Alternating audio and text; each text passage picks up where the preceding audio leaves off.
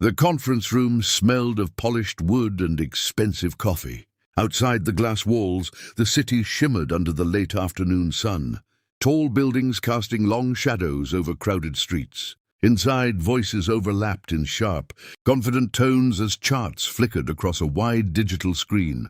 Daniel Whitmore, CEO of one of the fastest-growing logistics companies in the country, sat at the head of the table, fingers steepled beneath his chin. Numbers were his language. Efficiency was his creed. The new restructuring plan lay before him like a necessary sacrifice. "We'll need to reduce staff in the warehouse division," his CFO said calmly.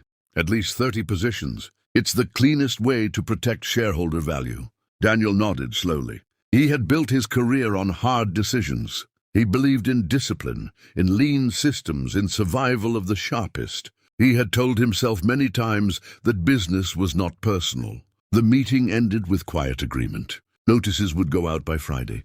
That evening, Daniel stopped by one of the company's main warehouses, unannounced. He'd liked to appear unexpectedly. It reminded people that he was present, that he cared about operations. The building hummed with the low growl of forklifts and the steady rhythm of conveyor belts. Fluorescent lights cast a pale glow over rows of boxes stacked with precise symmetry. He walked past workers in orange vests, most of them too focused or too tired to notice him.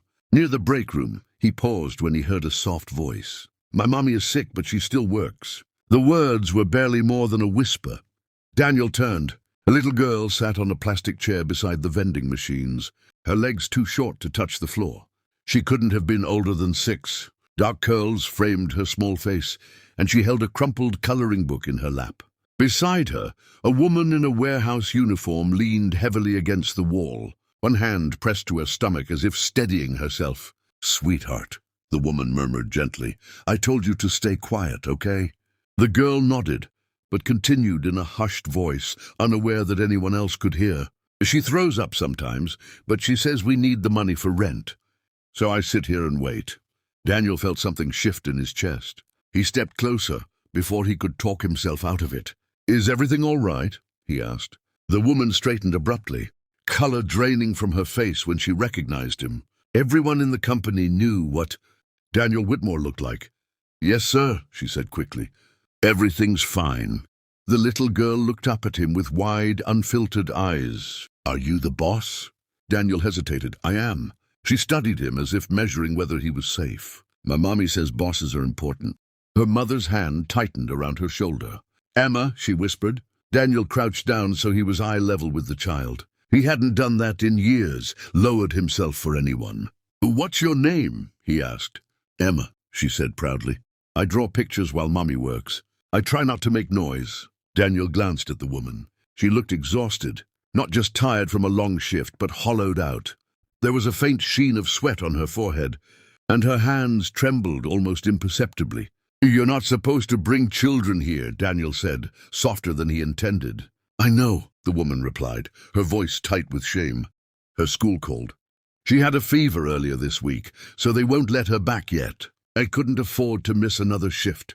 I'm already behind on medical bills. Medical bills. Daniel stood slowly. "You're sick too." The woman nodded, eyes lowered. "Stage 2 lymphoma. I start another round of chemo next week. But I can still work. I just need to hold on until I qualify for extended benefits." The warehouse noise seemed to fade into a distant echo. Daniel thought about the meeting earlier, about the clean lines of the restructuring plan. 30 positions. Warehouse division. "What's your name?" he asked. "Maria," she answered quietly. That night Daniel couldn't sleep. The image of Emma's small legs dangling above the floor replayed in his mind. He lay in his vast bedroom, city lights filtering through tall windows, and for the first time in years, the silence felt accusatory. He thought of his own childhood. His father had died when Daniel was 9. His mother had worked double shifts at a diner, coughing into napkins she thought he didn't see. He remembered sitting in a booth after closing hours, finishing homework while she wiped down tables. He remembered promising himself that one day she would never have to struggle again. He had kept that promise. But somewhere along the way, he had forgotten what the struggle felt like. The next morning, Daniel walked into the boardroom with a different energy. The executives looked up, expecting routine confirmations. "We're not cutting the warehouse staff," he said without preamble. A stunned silence followed. "Our margins can't absorb that," the CFO protested. "They can," Daniel replied evenly. "We'll reduce executive bonuses this quarter, starting with mine." Murmurs rippled around the table. "And effective immediately. We're expanding medical leave coverage for hourly employees. No one battling cancer should have to choose between chemo and rent." He didn't raise his voice. He didn't need to. Something in his tone made it clear that this decision was final. Later that week, he returned to the warehouse. Maria was there, though she looked weaker. Emma sat in the same plastic chair, coloring carefully inside the lines. When Maria saw Daniel approaching, fear flickered across her face. "Sir, I promise this won't happen again. I'm arranging childcare." "You don't need to," Daniel said. She blinked. "You're approved for paid medical leave," he continued. "Full coverage. Take the time you need to fight. Your job will be here when you're ready." Maria stared at him as if he were speaking another language. "I don't understand." "You will," he said gently. Emma slid off her chair and stepped closer. "Does this mean Mommy can rest?" Daniel swallowed against the tightness in his throat. "Yes, it does." Maria's composure cracked. Tears streamed down her face as she covered her mouth with both hands. "Thank you," she whispered, the words breaking apart. Over the next months, Daniel visited the warehouse often, not as a distant executive, but as a man remembering where he came from. He listened more. He asked questions. He learned names. Maria began treatment without the shadow of eviction hanging over her.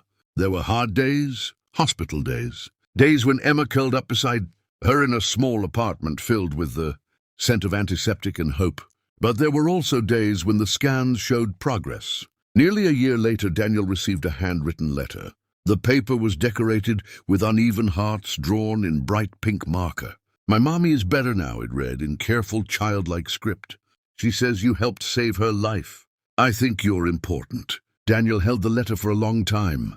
At the next shareholder meeting, he spoke not about profits or expansion, but about people, about what it meant to lead. He told them that strength was not measured only in quarterly returns, but in the lives protected along the way. When he finished, the applause felt different, not louder but deeper.